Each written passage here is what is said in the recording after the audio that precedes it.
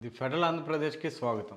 ఆంధ్రప్రదేశ్ ముఖ్యమంత్రి నారా చంద్రబాబు నాయుడు జాతీయ రాజకీయాల వైపు మొగ్గు చూపుతున్నారు. జాతీయ రాజకీయాలకు వేదికైనటువంటి పార్లమెంటులో ఢిల్లీలో మకాం పెట్టనున్నారు.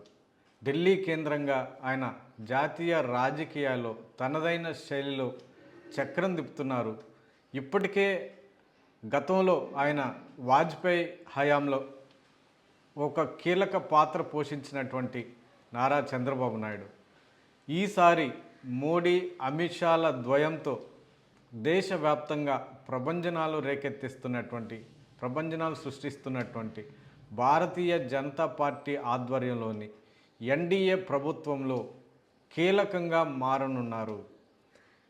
కేంద్ర ప్రభుత్వంలో ఆయన ఒక కీలకమైన స్థానంలో బాధ్యతలు చేపట్టే అవకాశాలున్నాయి అన్న అంశాలపై గత కొద్ది రోజులుగా అటు సోషల్ మీడియాలో ప్రధాన మీడియాల్లో కూడా భారీ ఎత్తున చర్చలు జరుగుతున్నాయి.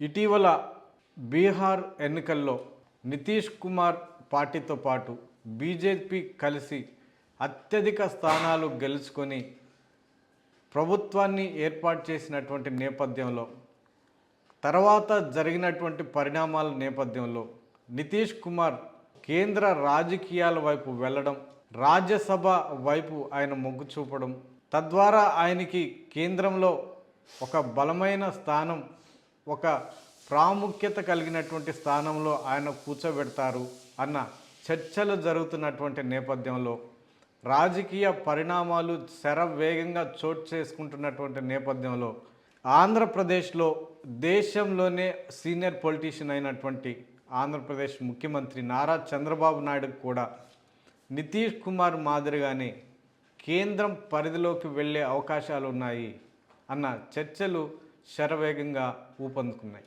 ఇప్పుడు ఈ అంశాల చుట్టూ ఒక రాజకీయపరమైనటువంటి చర్చలు జరుగుతున్నాయి. గతంలో చంద్రబాబు నాయుడు ప్రధానమంత్రి కానున్నారు, ప్రధానమంత్రిగా నారా చంద్రబాబు నాయుడు కానున్నారు అన్న లీకులతోటి అన్న అంశాలతో కూడినటువంటి ప్రధాన జాతీయ మీడియాలు సైతం దీనిని ఒక పరిణామంగా చిత్రీకరించినటువంటి నేపథ్యంలో ఆ తర్వాత అవి నిజం కావు, వాస్తవం లేదు అన్న కొట్టేసినటువంటి నేపథ్యంలో తాజాగా మరోసారి కేంద్రంలో నారా చంద్రబాబు నాయుడు కీలకంగా మారనున్నారు. ఈసారి ప్రధానమంత్రిగా కాకుండా ఉప ప్రధానమంత్రి స్థానంలో నారా చంద్రబాబు నాయుడు కూర్చోనున్నారు, అధికార పీఠం ఎక్కనున్నారు. మోడీ, అమిత్ షా మిగతా నాయకులతో కలిసి కేంద్ర ప్రభుత్వంలో భాగస్వామి కానున్నారు అన్న అంశాలు పెద్ద ఎత్తున చర్చనీయాంశంగా మారాయి. దీనికి బీహార్లో జరుగుతున్నటువంటి పరిణామాల నేపథ్యంలో ఇది చర్చనీయాంశంగా మారింది. త్వరలో 2-3 నెలల్లో దాదాపు 4 స్థానాలకు సంబంధించినటువంటి రాజ్యసభ స్థానాలకు ఎన్నికలు జరిగే అవకాశాలు ఉన్నాయి.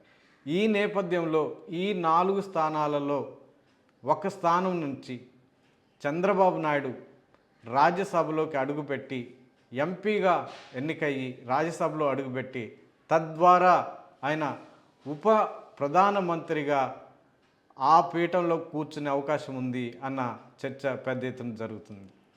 ఎన్డీఏ ప్రభుత్వం అధికారంలోకి వచ్చిన తర్వాత నుంచి గత 3 దఫాలుగా ఉప ప్రధానమంత్రి అన్న పదవి ఖాళీగానే ఉంది.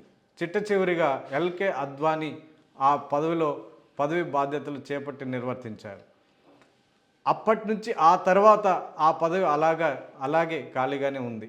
ఈ నేపథ్యంలో ఆ పోస్ట్లో భారతదేశ ఉప ప్రధానమంత్రిగా నారా చంద్రబాబు నాయుడిని కూర్చోబెట్టే అవకాశాలు ఉన్నాయి.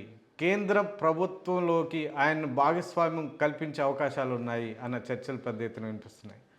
ఒకవేళ నారా చంద్రబాబు నాయుడు కేంద్ర రాజకీయాల్లోకి వెళ్ళి అక్కడ కీలకమైనటువంటి భూమిక పోషించే నేపథ్యంలో ఆంధ్రప్రదేశ్లో ఉన్నటువంటి కూటమి ప్రభుత్వ భారాన్ని ఎవరు మోస్తారు, ఈ కూటమిని సమన్వయం చేసి ముందుకు నడిపించే శక్తి సామర్థ్యాలు ఎవరికి ఉన్నాయి అన్న చర్చ కూడా పెద్ద ఎత్తున వినిపిస్తున్నాయి.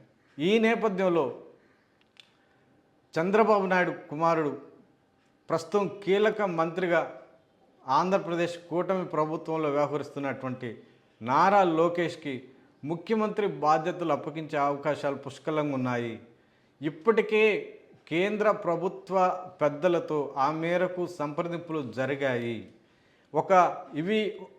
ఈ చర్చలన్నీ ఒక కొలిక్కి వచ్చాయి. అందువల్లనే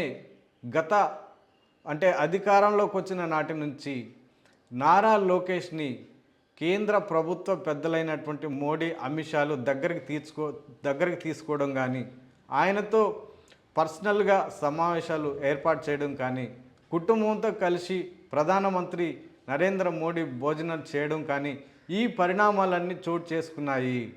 నారా లోకేష్ చాలా చురుకైన నేతగా 2024 ఎన్నికల తర్వాత ఆవిర్భవించారు.